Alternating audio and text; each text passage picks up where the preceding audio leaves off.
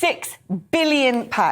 That's the amount lining the bank accounts of crooks, fraudsters and opportunists who took advantage of taxpayer-backed schemes to protect jobs and businesses. Yet HMRC have been accused of doing nothing, having written off at least £4 billion of COVID-related fraud. While we may be able to just about excuse contracts for chums at the crux of the crisis, to simply shrug off this slew of fake furlough and false grants is surely a slap in the face to anyone who lost their job, saw their pay cut, and frankly, pays tax. It sends a message that the UK is tolerant of casual corruption and has the moral values of a banana republic. As we're all about to face a tax hike to pay for pandemic policies during a cost of living crisis, surely Her Majesty's Customs and Revenue should adopt a zero tolerance policy towards anybody that gamed the system and accrued fortunes at the expense of us all. Well, joining me now on the show is Research Director at the Taxpayers Alliance, Duncan Simpson. Duncan, well, I'm assuming you're going to be having the same reaction as me, that you can't just write off £4 billion worth of fraud and say, well, you know, pandemic crisis, never mind. Indeed, I mean, they're pretty shocking figures.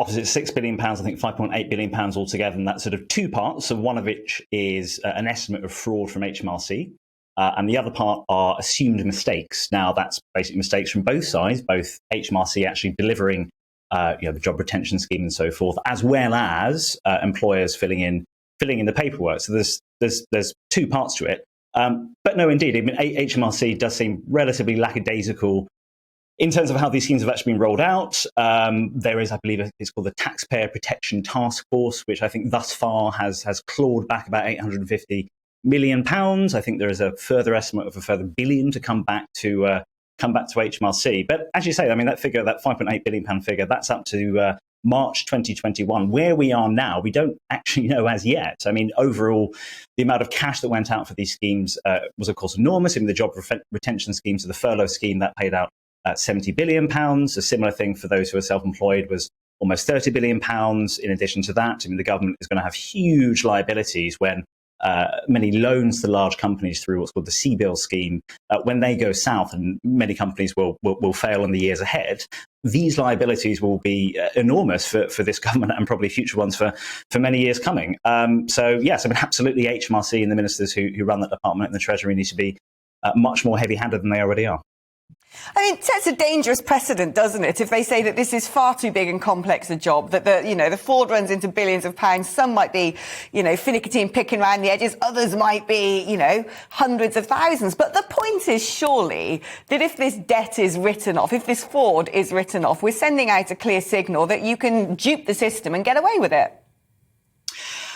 That's the big fear. I mean, obviously, these schemes are exceptional to deal with exceptional circumstances. I mean, the job retention scheme is basically cooked up in over a weekend and then rolled out nationwide at the beginning of April 2020. So obviously, the Treasury had to work at pace to actually create these schemes in the first place. But agreed. I mean, there are different ways of doing this. I mean, one idea that we had when, as I was saying, that the CBIL scheme, the sort of big loans to companies which are sort of backed by government, for those who are abusing that kind of system, what you could do, for example, is modify the Fraud Act to ensure that there are much more heavy custodial sentences, so up to 10 years. Obviously, that applies for different types of white-collar crime at the moment, but that could apply, for example, to unscrupulous employers who are doing that kind of abuse of the system. So, yes, I mean, the government needs to be pretty heavy-handed. I would venture to add that I think Parliament needs to be much more proactive. Obviously, this is off the back of a Public Accounts Committee report which came out today, which has looked into the work of HMRC. But ministers need to be hauled over the coals through parliamentary select committees to see exactly what they didn't do. I would also venture to say that quite a few officials who are in HMRC, either currently or previously, probably should find themselves out of a job pretty soon if they've shown clear negligence, which seems to be the case. So those are two different measures which the government could be looking into. But no, indeed, I think it creates a big moral hazard as and when, if the government or future governments were to do something akin to this, be it a pandemic or otherwise, that there is an opportunity for fraud to keep happening. Duncan Simpson from the Taxpayers Alliance, thank you ever so much. In response to the criticism, HM Revenue and Customs says nothing had been written off. A spokesperson gave the following statement.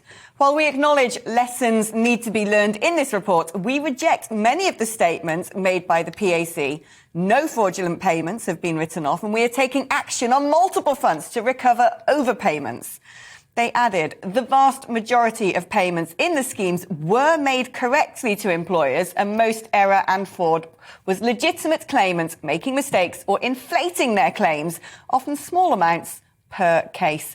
Claire, what do you think of this? I actually know people personally who I have fessed up to basically gaming the system and taking money when frankly they shouldn't. I know people on furlough who took on second jobs. It seems deeply unfair, and my view, as you heard, is absolutely smack down on this. So it's interesting because in the House of Lords, Lord Agnew at the dispatch box, a Conservative minister who was in charge of this, actually resigned and gave a very passionate speech. And one of the points that he made, which I thought was fascinating, was he said he all along could see the different ways that this was not being tackled by HMRC, and he had ideas for how they could solve it. And he kept going to the Treasury or go to HMRC and say, look, why don't we do this? Why don't we? And after months of him being ignored, he resigned. And that was kind of a bit of a headline that got drowned out by Partygate. And I've made the point all the way through, this is a greater scandal than any amount of alcohol being drunk at number 10. And so I actually think that although they can say, well, no, we're not writing it off, he, the minister in charge of it, actually said, I'm resigning because you have.